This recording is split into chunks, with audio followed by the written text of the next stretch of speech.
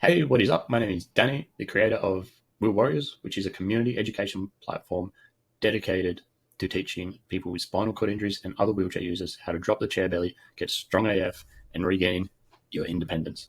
I've got a presentation here. I'm going to show you exactly how, as a wheelchair user, you can get strong AF. All right, this is going to help you out with your transfers, your independence in your daily living, your driving, if you drive. Strength literally translates into every aspect of our lives. Okay, in 2018, I broke my neck, C6, going to C6, complete quad, lost all my strength, couldn't transfer myself, was completely reliant on the people around me. And since then, I have spent the majority of my time trying to get strong AF and regain my independence. It's gone pretty damn well. I've got so much more independent. I'm much stronger. Drop the chair belly. I feel so much better within myself, within my life. And I want to share that with you today. So we're going to be talking about gaining muscle and strength. So there's three things that go into this in a nutshell: is training, causing an adequate stimulus to cause the muscle to actually grow. We've got nutrition, providing the right nutrients for the muscle to actually repair itself. And then recovery, giving the muscle what it needs in terms of rest and relaxation and recuperation to actually grow and become stronger. Today's video is going to be focused completely on training. If you want to learn about nutrition and recovery, you can come and check out Wheel Warriors. The link will be in the description below. Otherwise, let's move on. So when we talk about training, there are three main training splits. And all this means essentially is how you group the muscles into training sessions and how often you do them. So full body means exactly that. Back in the day, before injury, that meant that I would train my legs as well, but now it just means training every muscle group that I still have control over. It means the same thing for you, training every muscle group that you have control over on the same day. This is typically a beginner style of training, or for people who don't have a lot of time to dedicate to the gym. Super effective. There's nothing wrong with it. And typically it's 2 to 3 days per week, depending on your ability to recover, the time you have available, all that sort of thing. Next, we have push-pull. And all this means is grouping exercises according to what action the muscles are actually doing. So whether you're pushing, for example, like with a bench press or a chest press, or pulling with like a pull-up or a pull-down, the days of our program are divided into pushing and pulling. And this is typically 4 to 5 days per week. And then we can go to a muscle group split. So this is what's commonly known as a bro split. And it means exactly that, just training one muscle group every day. So one day you might train shoulders, next day you might train arms, next day you might train chest, and next day you might train back, depending on how many muscle groups you have available to you. So this can typically be 5 to 6 days per week.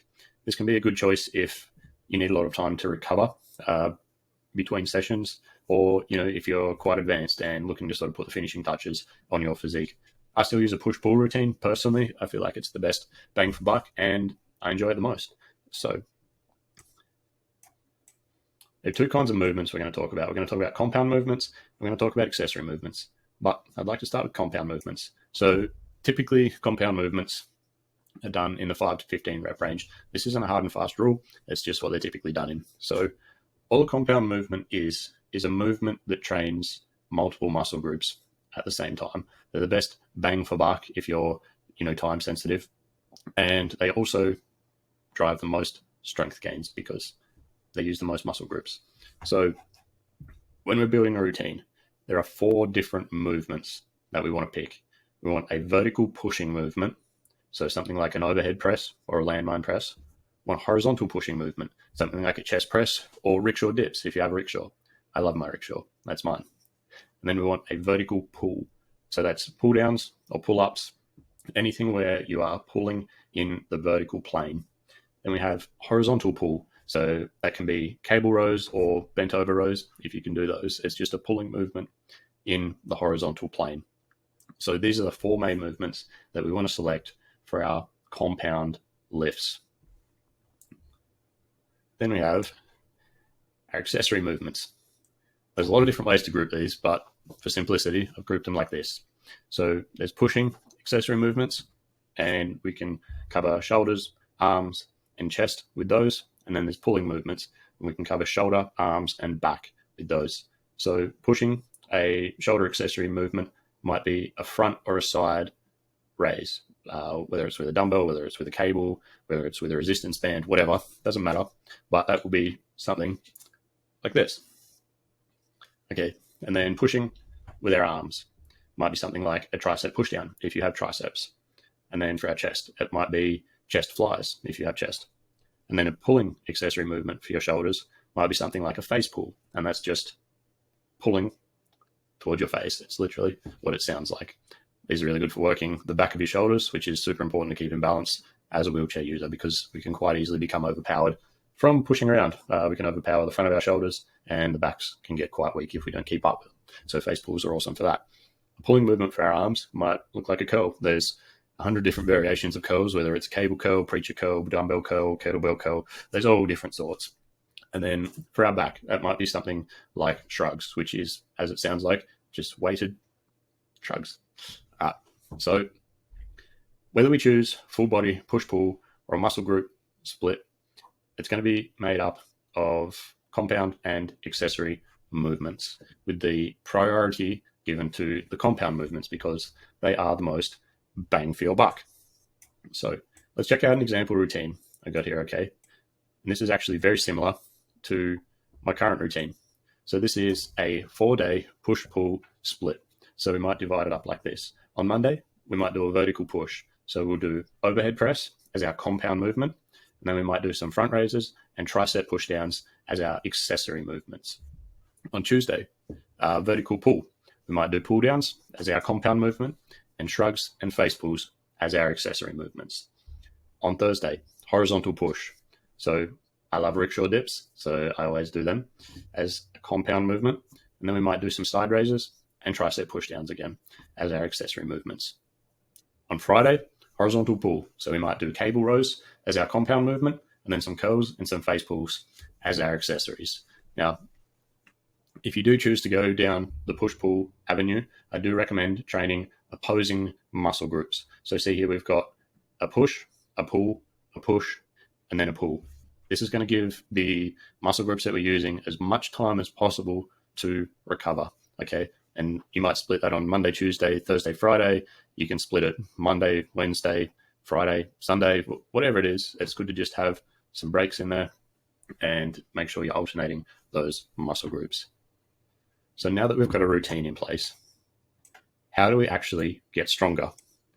So strength is a pretty simple equation. It is an increase in total volume of weight lifted. So let's use a chest press, for example. If you're doing 10 kilos for 10 sets of 10 reps, that is 1,000 kilos in volume. So let's say you're doing that chest press exercise once a week on the 4-day push-pull split. Your goal is to increase the total volume of weight lifted the following week. So to go from 1,000 kilos to 1,100 kilos, for example. And there's 3 different ways that you can do this. You could just add 1 kilo in weight. So you could do 11 kilos for 10 sets of 10 reps, and that would get you to 1,100.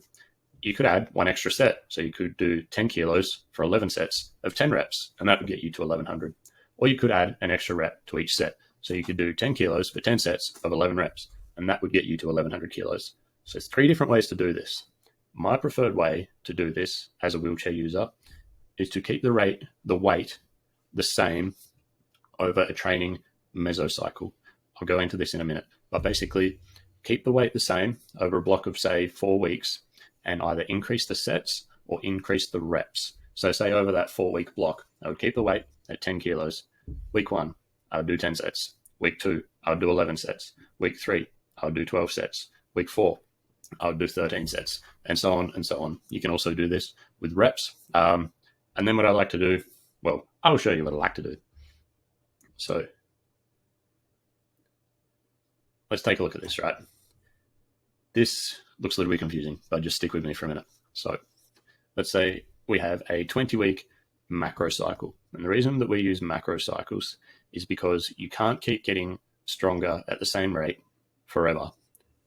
And because you need to be in a caloric surplus to gain strength and gain muscle, for the most part, if you just kept gaining muscle in a caloric surplus, eventually you'd get too fat. You'd just get fat. So we need to break our training up into macro cycles.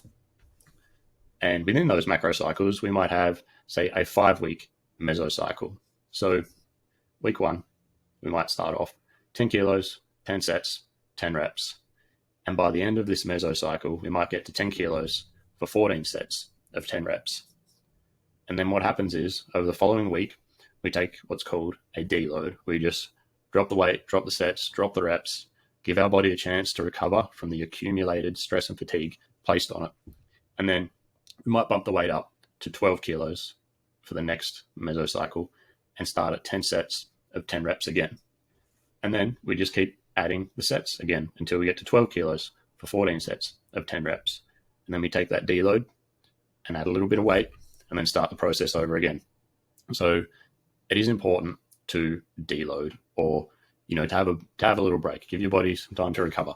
And this is the time that I like to increase the weights, rather than, say, starting here week 1 at 10 kilos, week 2 11 kilos, week 3 12 kilos, week 4 13 kilos, and so on and so on. Eventually you'll get to a point where, especially with a spinal cord injury, you do not have the supporting muscles around to prevent you from being injured. Okay, you can't just keep adding a kilo a week for the rest of your life. Otherwise, we would all be insanely strong. That's not the way that it works. So I prefer to keep the weight added to the bar or added to the cable or resistance band or whatever. I prefer to keep that in minimal jumps and just increase the sets. So this is what it might look like. So we have our 4-day push-pull split over a 20-week macro cycle with a 5-week mesocycle. Every 5 weeks, we bump the weight up. Every week, we bump the sets up. Okay. Over time, this is how you're going to build strength. This is how you're going to get strong as fuck. If you just keep doing this, then I guarantee you will get strong. Now, I've only covered one section here, which is training. There's also nutrition and recovery to take into account. And, within those, there's protein, carbs, fat to consider. There's sleep, there's hormones, there's recovery, and then there's all the other things that come along with being a wheelchair user that we have to deal with too. So if you would like a hand with the rest of that, then click on the link below, come and join us at Wheel Warriors, and you can get all the help that you need in there.